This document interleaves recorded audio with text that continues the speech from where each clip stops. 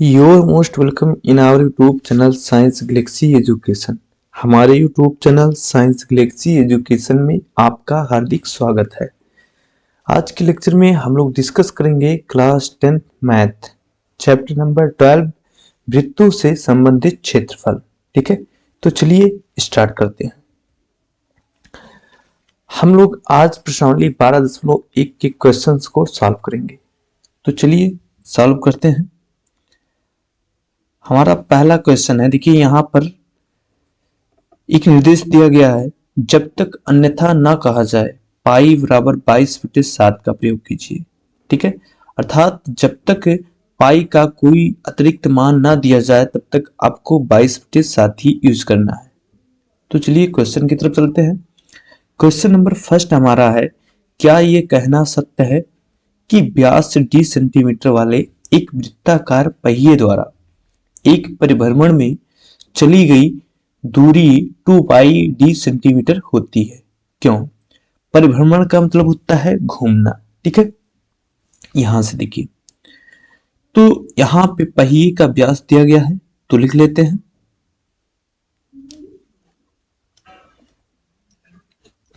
व्यास कितना दिया गया है, d सेंटीमीटर।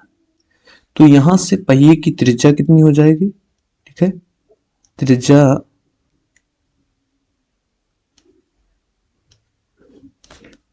r बराबर हो जाएगा d/2। ठीक है, सेंटीमीटर। देखिए जब पहिया एक चक्कर लगाएगा यानी एक बार घूमेगा तो अपनी परिधि के बराबर दूरी तय करेगा, और चूंकि ठीक है जो पहिए की परिधि होती है वो वृत्त की परिधि के बराबर होती है, क्योंकि पहिया जो है वो वृत्ताकार होता है। ठीक है, तो यहां लिखेंगे पहिए द्वारा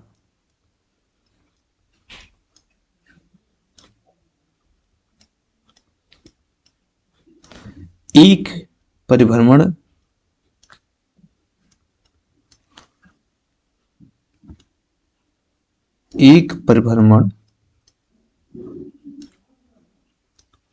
में तय की गई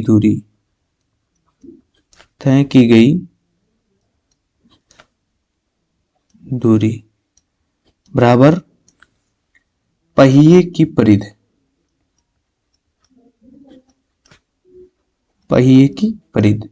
और पहिया कैसा होता है? वृत्ताकार होता है। तो यहां से वृत्त की परिधि होती है 2πr, तो यहां पे लिखेंगे 2πr, जहां पे r क्या होगी? वृत्ताकार पहिए की त्रिज्या होगी। ठीक है, तो यहां से देखिए त्रिज्या जो r है वो d/2 है, तो यहां पर लाके मान रख देंगे, तो 2π इंटू d/2, 2 से 2 कैंसिल, तो ये हो जाएगा πd सेंटीमीटर। अर्थात जब पहिया एक परिभ्रमण करेगा, ठीक है, तो उसके द्वारा तय की गई दूरी कितनी होगी? πd centimetre. ये हमारा आंसर है। लेकिन इन्होंने कहा है, ठीक है, कि जो दूरी होगी वो 2πd सेंटीमीटर होगी। ठीक है, इसलिए इनका कहना गलत है। ठीक है, तो यहां लिखेंगे इनका कहना क्या है? असत्य है।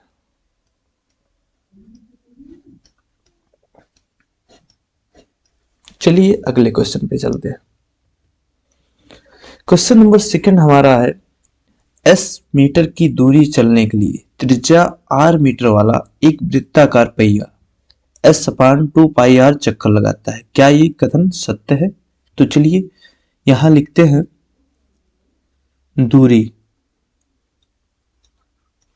दूरी कितना चल रहा है? Small s metre. ठीक, और यहां पे त्रिज्या r मीटर वाला एक वृत्ताकार पहिया है। ठीक है, जो पहिया है उसकी त्रिज्या कितनी है? तो यहां लिख लेते हैं पहिए की त्रिज्या स्मॉल r बराबर, ठीक है, सॉरी यहां पे r ही माना गया है, तो यहां पे r, ठीक है, मीटर। अब देखिए यहां पे दिया गया है कि s मीटर की दूरी तय करना है इस पहिए द्वारा, ठीक है, तो चक्कर जो लगाएगा वो यस अपान 2πr। ठीक है, अब देखिए चक्रों की संख्या हमें कैसे पता चलेगी, टोटल दूरी और बटे एक चक्कर में तय की गई दूरी। तो यहां से लिखेंगे चक्रों की संख्या बराबर चक्रों की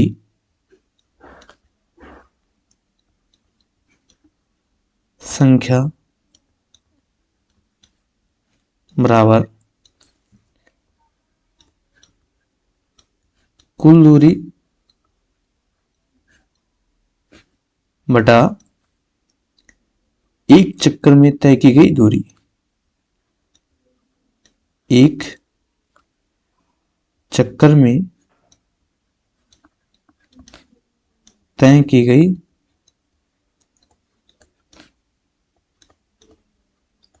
दूरी।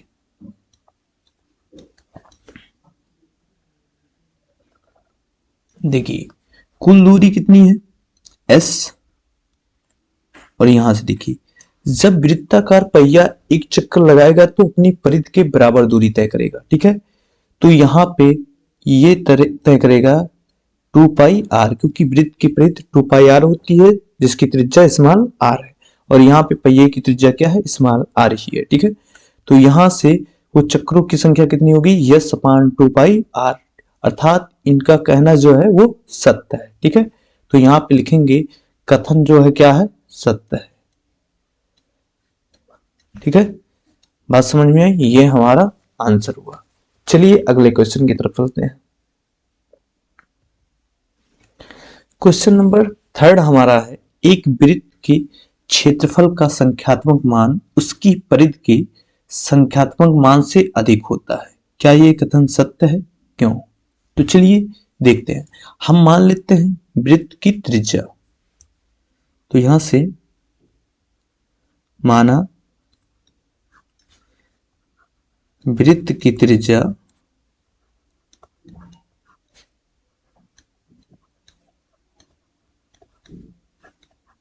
स्मॉल r है।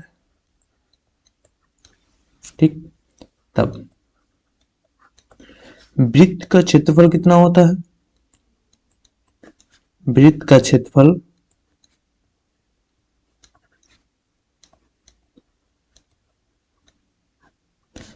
बराबर होता है πr स्क्वायर, और यहां से देखिए वृत्त की परिधि कितनी होती है, वृत्त की परिधि बराबर होती है 2πr। ठीक है, ये होती है, इन्होंने ये कहा है कि क्षेत्रफल का संख्यात्मक मान उसकी परिधि के संख्यात्मक मान से अधिक होता है। ठीक है, तो चलिए चेक करते हैं। देखिए हम क्या करते हैं, एक तरफ क्षेत्रफल लिखते हैं πr स्क्वायर हो गया, और एक तरफ लिखते हैं 2πr।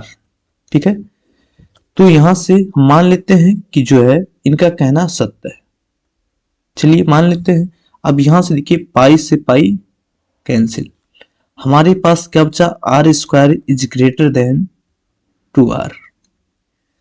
अब यहां से बात समझिए, देखिए r स्क्वायर बड़ा होगा या 2r बड़ा होगा। अगर हम r का मान 5 ले लें, 5 सेंटीमीटर, तो बताइए यहां पर 5 का स्क्वायर कितना होगा, 25 होगा। ठीक है, और यहां पर अगर रखेंगे तो 10 होगा।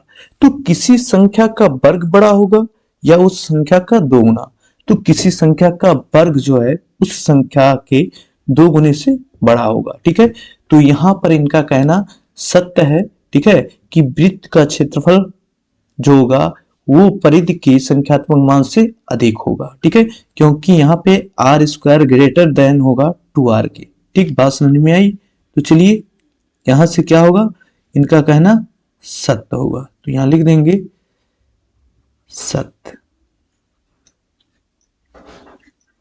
क्यों सत्य है, इसका रीजन ये है कि किसी संख्या का वर्ग निकालेंगे तो उसका मान जो है उस संख्या के 2 गुने से हमेशा अधिक होगा। ठीक है, तो ये कथन सत्य है। चलिए अगले क्वेश्चन पर चलते हैं। क्वेश्चन नंबर 4 हमारा है, संलग्न आकृति में भुजा 5 सेंटीमीटर वाले एक वर्ग के अंतर्गत, तो ये वर्ग है, इसकी भुजा कितनी है 5 सेंटीमीटर। यहां पे लिख देते हैं वर्ग की भुजा बराबर 5 सेंटीमीटर के अंतर्गत एक वृत्त खींचा गया है तथा इस वर्ग के परिगत एक अन्य वृत्त खींचा गया है। क्या यह सत्य है कि बाहरी वृत्त का क्षेत्रफल आंतरिक वृत्त के क्षेत्रफल का 2 गुना है? तो चलिए यहां से हम क्या करेंगे, पहले आंतरिक वृत्त का क्षेत्रफल निकाल लेते हैं और फिर बाहरी वृत्त का क्षेत्रफल निकाल लेते हैं और तुलना कर देंगे। तो यहां से देखिए, अगर वर्ग की भुजा 5 सेंटीमीटर है, ठीक है, तो बताइए ये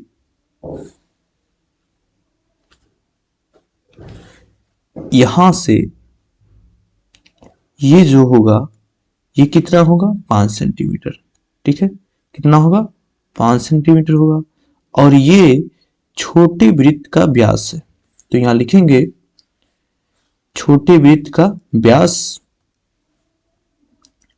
या आंतरिक वृत्त लिखिए, आंतरिक वृत्त का व्यास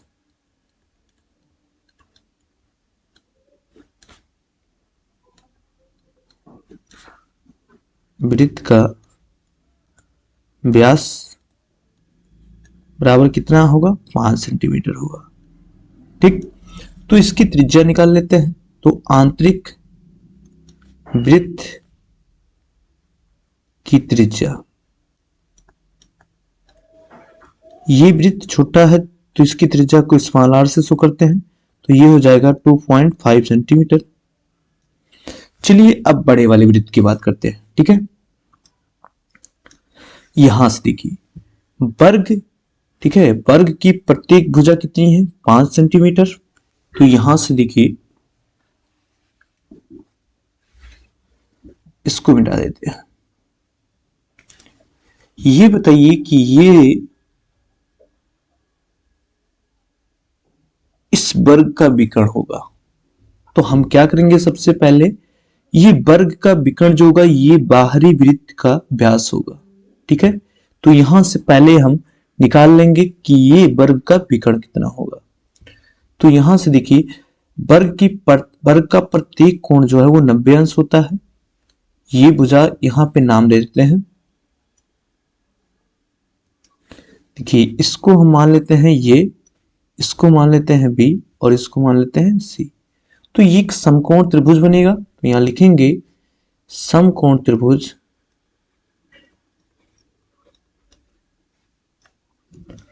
ए बी सी में पाइथागोरस प्रमेय से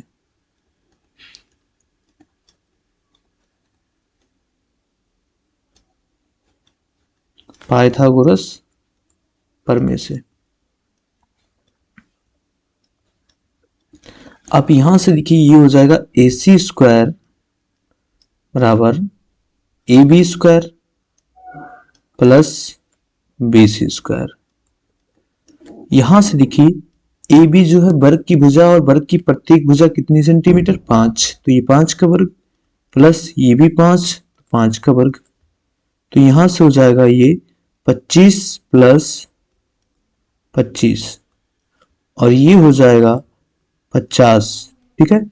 यहां से ए सी स्क्वायर आ गया 50, तो ए सी बराबर आ जाएगा 5 करनी में 2, यानी बड़े वृत्त का व्यास जो होगा वो कितना होगा 5 करनी में 2। तो यहां से लिख लेते हैं बाहरी वृत्त का, अतः बाहरी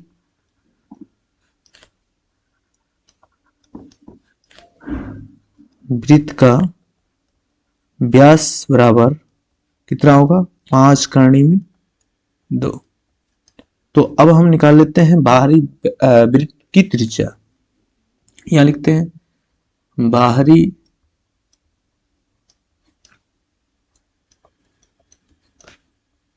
वृत्त की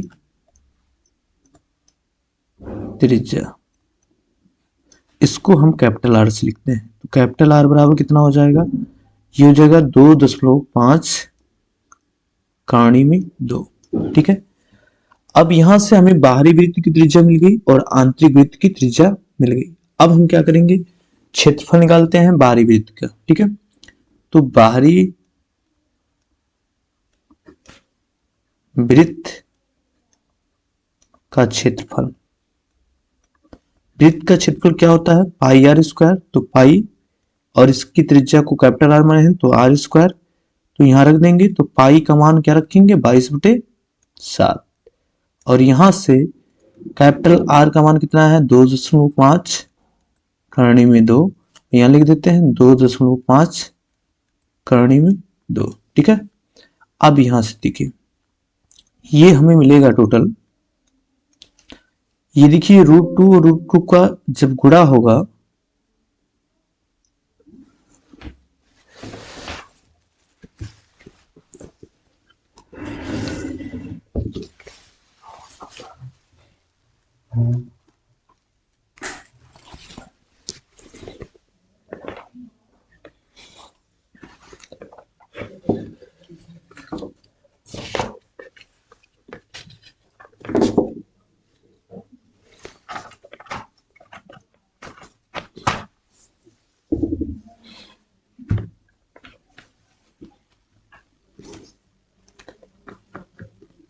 चलिए देखिए जब √2 और √2 का गुणा होगा तो कितना होगा 2।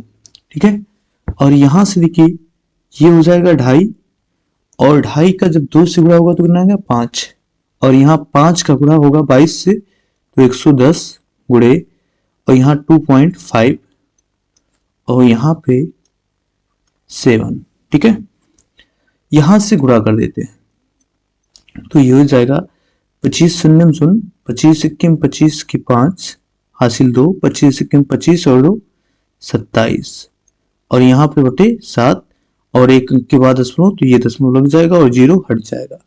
तो हमें कितना मिला, 275/7 भाग दे दीजिए। तो यहां से हो जाएगा 7 त्रिक 21, 6 बचा 65 हुआ, 7 9 63। ठीक है, और यहाँ पे 2 बचा 20 हुआ, 7 दूना 14, 6 बचा 7 8 56, इतना आया। ठीक है, ये बाहरी वृत्त का क्षेत्रफल आया। अब यहां से देखते हैं जो है आंतरिक वृत्त का क्षेत्रफल, तो इसको मिटा देते हैं।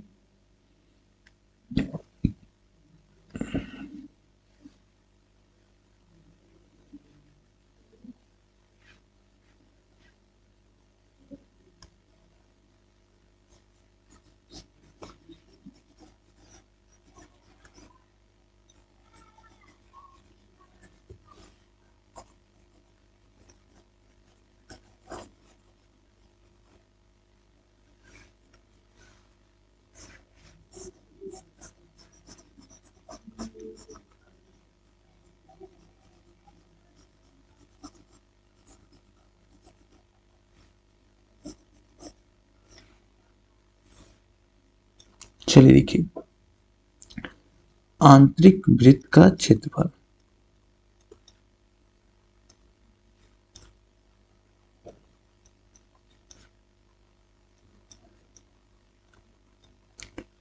तो यहां से हो जाएगा पाई आर स्क्वायर, आंतरिक वृत्त की त्रिज्या को स्मॉल आर माने थे, तो ये हो जाएगा 22/7 पाई का मान, और आर का मान कितना आया था। ठीक है, यहां से देखिए वर्ग की भुजा थी 5 सेंटीमीटर, तो यहाँ पे आर का मान आया था 2.5, तो यहां से हो गया 2.5। अब यहां से देखिए इसका गुणा कर दीजिए, तो ये हो जाएगा 22 गुणे 25 का 25 से गुणा करेंगे तो आएगा 625, और 2 अंक के बाद दशमलव, और यहां से बटे 7, यहां पे गुणा कर दीजिए। तो 22 पंची 110 की 0 हासिल 11, 22 दूना 44, 11 55 के 5 हासिल 5, 22 छक्का 132 और 5 137, और यहां से बटे 7, और यहां पे 2 अंक के बाद दशमलव। ठीक है, चलिए भाग देते हैं, तो ये हो जाएगा 7 इक्कीम 7, 6 बचा 67 हो गया, 7 9 63। ठीक है, और 4 यहाँ बचा और 45 हो गया, तो 7 छक 42, 3 बचा और 7 चौक 28। इस प्रकार इतना आएगा। ठीक है, आगे भी कुछ आ सकता है लेकिन हम दशमलव के 2 अंक तक ही लिखेंगे। अब यहां से देखिए ये आंतरिक वृत्त का क्षेत्रफल आया, तो देखिए यहां से लिखेंगे बाहरी वृत्त का क्षेत्रफल, बाहरी वृत्त का क्षेत्रफल बराबर, इन्होंने ये कहा है कि आंतरिक वृत्त के क्षेत्रफल का 2 गुना, तो चेक करते हैं 2 गुणे आंतरिक वृत्त का क्षेत्रफल, आंतरिक वृत्त का क्षेत्रफल।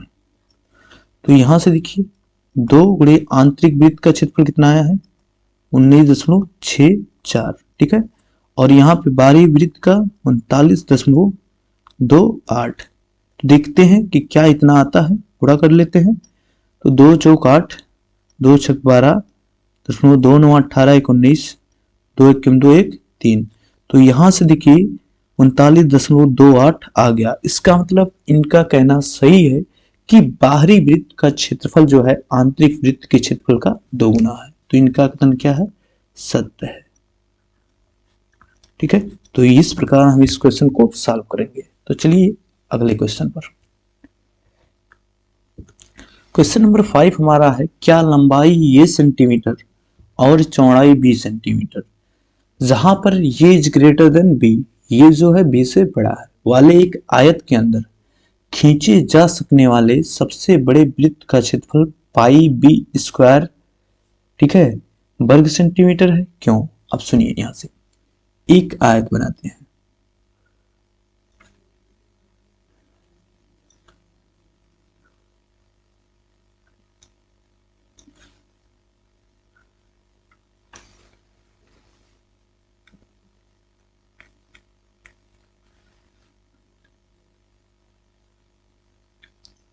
ये आयत है, इसकी लंबाई कितनी है, ये है,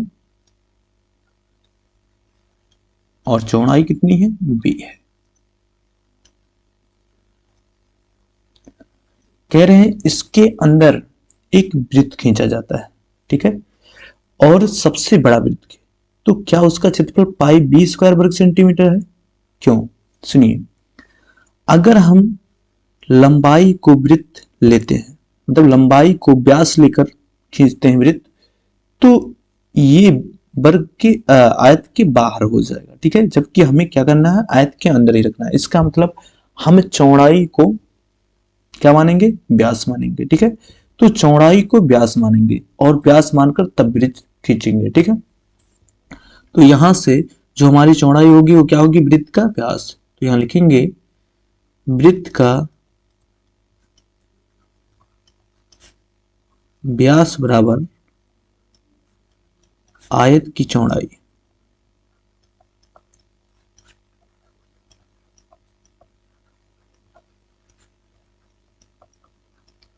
आयत की चौड़ाई, और आयत की चौड़ाई कितनी है, b। तो यहां से वृत्त की त्रिज्या कितनी हो जाएगी, तो यहां लिखेंगे वृत्त की त्रिज्या स्मॉल r बराबर ये हो जाएगा b/2, क्योंकि त्रिज्या जो है व्यास की आधी आधी होती है। ठीक है, तो चलिए यहां से देखते हैं। अब हमें निकालना है इसका क्षेत्रफल। तो वृत्त का क्षेत्रफल, वृत्त का क्षेत्रफल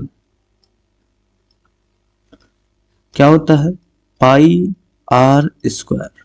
तो यहां से पाई आर का मान कितना है, b, तो b स्क्वायर। ठीक है, तो यहां से हो गया पाई b स्क्वायर सेंटीमीटर स्क्वायर।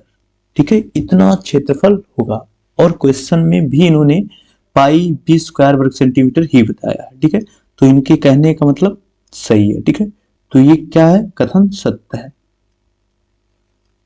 सत्य। ठीक है, चलिए अगले क्वेश्चन पर चलते हैं। क्वेश्चन नंबर 6 हमारा है, दो वृत्तों की परिधियां बराबर है, क्या यह आवश्यक है कि इन वृत्तों के क्षेत्रफल भी बराबर हो। क्यों? देखिए, मान लेते हैं कि दो वृत्त हैं जिनकी त्रिज्याएं स्मॉल आर और कैपिटल आर है। माना दो वृत्त की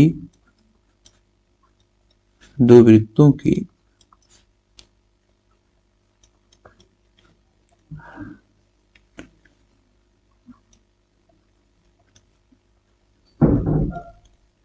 त्रिज्याएं क्रमशः स्मॉल आर व कैपिटल आर है। तब प्रश्नानुसार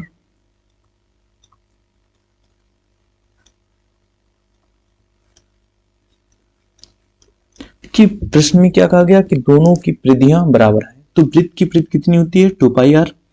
तो छोटे वाली वृत्त की 2 पाई आर और बड़े वाली वृत्त की 2 पाई आर, यहाँ पे कैपिटल आर। देखिए दोनों तरफ से 2 पाई कैंसिल, तो क्या निकला? आर बराबर कैपिटल आर। अर्थात दोनों की त्रिज्याएं आपस में क्या है? सेम है। ठीक है, यानी बराबर है। तो यहां से ये पूछ रहे हैं कि क्या इनके क्षेत्रफल भी बराबर होंगे। तो चलिए चेक करते हैं। तो पहले वृत्त का क्षेत्रफल, पहले वृत्त का क्षेत्रफल, तो ये हो जाएगा पाई स्मॉल आर स्क्वायर। ठीक है, दूसरी वृत्त का क्षेत्रफल,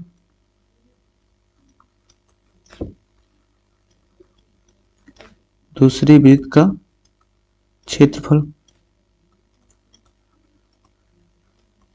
तो ये हो जाएगा पाई कैपिटल आर स्क्वायर। यहां से देखिए कैपिटल आर और स्मॉल आर बराबर है, तो यहाँ पे क्या लिख सकते हैं? Pi R square. Capital R की जगह क्या लिख सकते हैं? Small R. ठीक है, तो यहां से देखते हैं कि पहले वृत्त का क्षेत्रफल पाई आर स्क्वायर स्मॉल आर था, यहां भी दूसरी वृत्त का क्षेत्रफल पाई स्मॉल आर स्क्वायर। ठीक है, दोनों का क्षेत्रफल बराबर है, तो यहां पे लिखेंगे अतः दोनों वृत्तों के क्षेत्रफल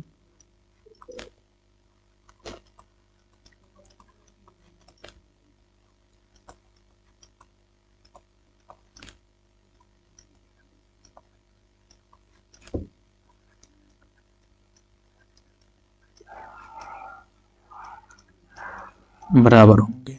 ठीक है, तो इनका कहना क्या था? सत्य था। ठीक है, क्यों? क्योंकि दोनों की त्रिज्याएं सेम है, इसलिए। तो ये हमारा आंसर है।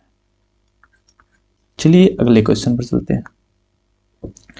दो वृत्तों के क्षेत्रफल बराबर हैं, क्या यह आवश्यक है कि इन वृत्तों की परिधियां भी बराबर हों? क्यों? तो चलिए चेक करते हैं। माना दोनों वृत्तों की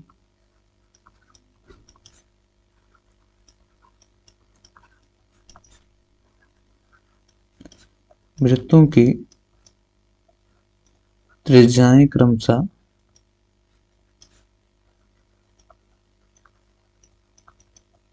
स्मॉल आर व कैपिटल आर है।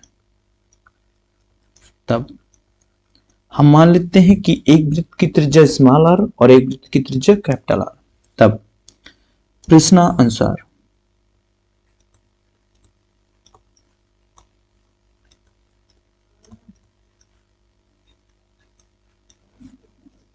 दोनों के क्षेत्रफल बराबर है, तो पाई आर स्क्वायर बराबर पाई कैपिटल आर स्क्वायर। यहां से पाई पाई कैंसिल, तो आर स्क्वायर बराबर कैपिटल आर स्क्वायर, और यहां से दोनों पक्षों का वर्गमूल लीजिए, तो आर बराबर कैपिटल आर। यानी दोनों की त्रिज्याएं आपस में क्या होंगी? बराबर होंगी। जब दोनों की त्रिज्याएं आपस में बराबर हैं, तो दोनों की परिधियां भी बराबर हैं। क्योंकि दो वृत्तों की त्रिज्याएं सेम है, तो दोनों वृत्त दो वृत्त ना होकर बल्कि एक ही वृत्त है। ठीक है, तो यहां से निकालते हैं पहले वृत्त की परिधि। पहले वृत्त की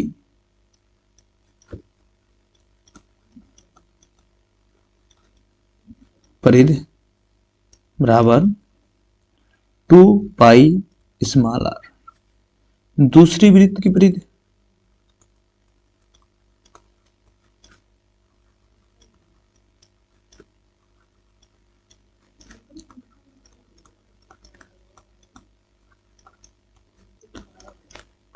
2 पाई और यहाँ पे कैपिटल आर।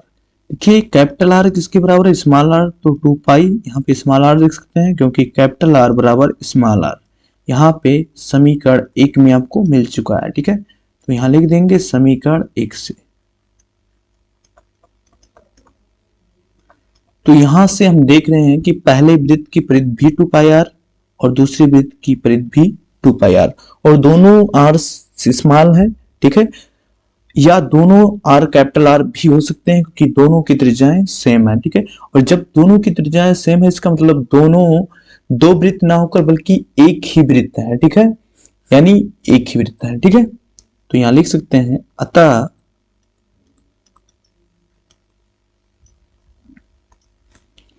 अतः दोनों वृत्तों की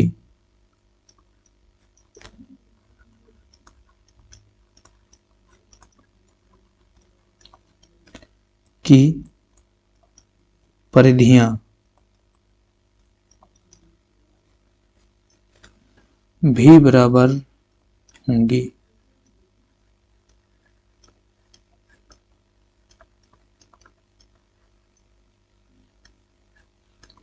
देखिए दूसरे शब्दों में हम ये भी कह सकते हैं कि अगर दो वृत्तों की त्रिज्याएं सेम है तो दोनों वृत्त सर्वसम है, ठीक है, बिल्कुल एक जैसे हैं, ठीक है। तो ये आज का हमारा क्वेश्चन था, ठीक है।